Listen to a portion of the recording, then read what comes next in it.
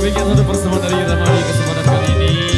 Jadi kita cukupkan sampai di sini dan kita jumpa lagi di season berikutnya berhubung ada 4 requestan yang sudah kami terima dari salah satu keluarga besar yang punya gawe kita putarkan di season berikutnya. Terima kasih.